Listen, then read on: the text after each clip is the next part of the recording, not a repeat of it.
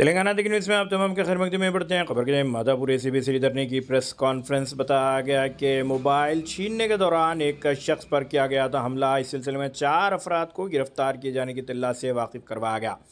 बताया गया कि श्रीधर नामी ये नौजवान को चंद लोगों ने रास्ता रोका और इस पर हमला किया और इसके पास से मोबाइल वगैरह लूट लिया था। इस सिलसिले में पुलिस में शिकायत दर्ज करवाए जाने के बाद आखिरकार पुलिस ने इन 4 अफराद को किया गिरफ्तार। अगर अभी तक आपने चैनल को सब्सक्राइब नहीं किया तो फौरी कर लें।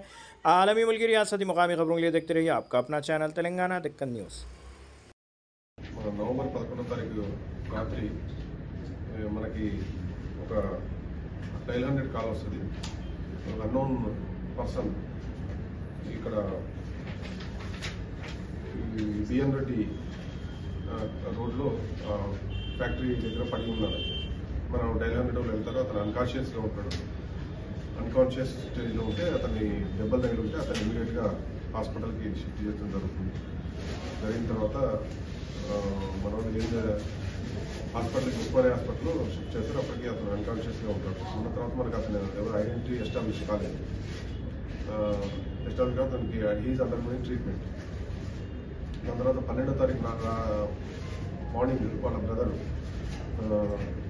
పోలీస్ స్టేషన్కి ఒక మిస్సింగ్ అంటే వాళ్ళ బ్రదర్ మిస్సింగ్ ఉన్నాడని చెప్పి ఫోటో తీసుకొని వస్తే అది చూసిన మన వాళ్ళు ఆ ఫోటోతోని ఈ రాత్రి దెబ్బలు తగిన వ్యక్తి ఫోటో చూపించి ఇతనే చెప్పి అడుగుతారు. అతను గుర్తుపట్టిన తర్వాత మనకి ఎవరైతే అన్కాన్షియస్గా పడుతున్నారో అతని పేరు Saurabh Kumar, son of Jugutlal Yadav, native of Bihar. ఇతను సీసీటీవీ మెకానిక్గా ఐడెంటిఫై అవుతాడు. ఐడెంటిఫై అయిన తర్వాత మనకి 13వ తారీఖు అతను అండర్గోయింగ్ ట్రీట్మెంట్ చనిపోతాడు. 13వ తారీఖు. అయితే దీంట్లో అక్యూజ్డ్ అప్పటి వరకు ఇంకా ఐడెంటిఫై కాలేదు, మనం చూస్తున్నాం. దాని తర్వాత మా టెక్నికల్ టీము దాన్ని ఒక నంబరు మోటార్ సైకిల్ నెంబర్ ఒకటి ఐడెంటిఫై అవుతుంది పార్షియల్గా. దాన్ని అనలైజ్ చేసుకుని మన అక్యూజ్డ్ని ఇన్వెస్టిగేషన్ చేసుకుంటూ పోతే దీంట్లో జరిగింది ఏమంటే డిసీజ్డ్ ఒక సీసీటీవీ మెకానిక్ ఈ రోడ్ నెంబర్ 45లో ఫస్ట్ తెలుగు నడుచుకుంటూ వస్తున్నాడు. వస్తున్న తర్వాత అక్కడ ఈ నలుగురు ఎవరైతే ఉన్నారో వీళ్ళు రాత్రిపూట గాలిగా తిరిగే బ్యాచ్ అనమాట. మన సంబంధించి వీళ్ళు టోలీ చౌక్కి సంబంధించి హకీంపేట ఏరియా వాళ్ళు. వీళ్ళు ఏం చేస్తారంటే అతన్ని ఫస్ట్ డ్రాపింగ్ అదే లిఫ్ట్ కావాలని అడుగుతారు. లిఫ్ట్ అయిన తర్వాత మధ్యలో కూర్చుంటాడు. అతను కూడా బండి మీద కూర్చుంటాడు. కూర్చున్న తర్వాత ముగ్గురు కలిసిన తర్వాత మధ్యలోకి వచ్చిన తర్వాత ఫోన్ ఇవ్వమని అడుగుతారు.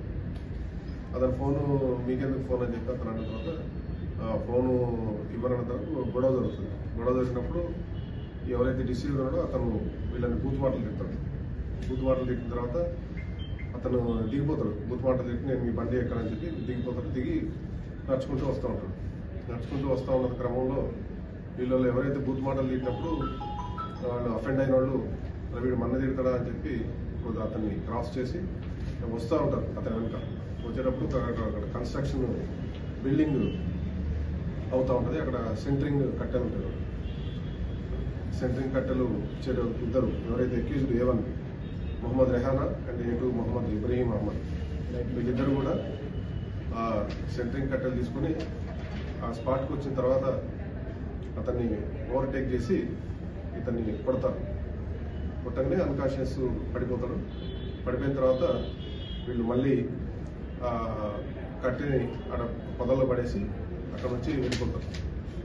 వెళ్ళిపోయి అతని దగ్గర నుంచి ఒక సెల్ ఫోన్ తీసుకుంటారు. అతని ఫోన్ ఏదైతే అడిగారు ఇవ్వనన్నాడు ఆ ఫోను వివో ఫోన్ అది తీసుకొని వెళ్ళి ఒక అతనికి అమ్ముతారు. ఫరాజ్ తర్వాత అవి కొన్ని ఖర్చు పెట్టుకుంటారు. మిగతా ఇంకొక 700 రూపీస్ అవి ఇంట్లో ఇస్తారు. ఆ తర్వాత మనం దీన్ని కేసుని చేసి ఈరోజు వీళ్ళని అరెస్ట్ చేయడం జరిగింది. దీంట్లో ఇద్దరు జువెనైల్స్ ఉన్నారు. జువెనైల్స్ అంటే మనం పేర్లు చెప్పలేము.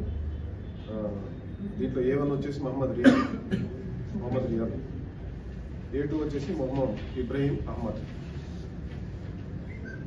వీళ్ళ మీద ఫస్ట్ కేసు ఇది. ఇంతకుముందు ఇట్లాంటివి చేసినట్టు మనకి నోటీసులు కానీ పోలీస్ రికార్డులు కానీ లేదు. This is the first case. వాళ్ళు మన ఏంటంటే కేవలం అసలు ఎందుకు చేశారని చెప్పి మన మూలాల్లోకి వెళ్తే వాళ్ళకి నేర చరిత్ర కూడా ఏం లేదు.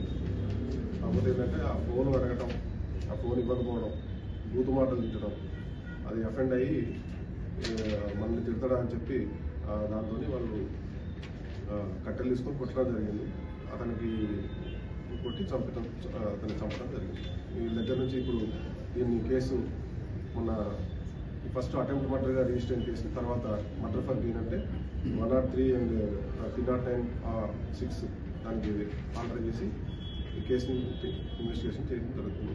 ఇప్పుడు వీళ్ళని కోర్టుకి ఎవరైతే వీళ్ళిద్దరు ఉన్నారో జూనియర్ రేటుని కోర్టుకి రిమాండ్ చేయడం జరుగుతుంది. మిగతా ఇద్దరు కోర్టుని జూనియర్ కోర్టుకి పంపడం జరిగింది.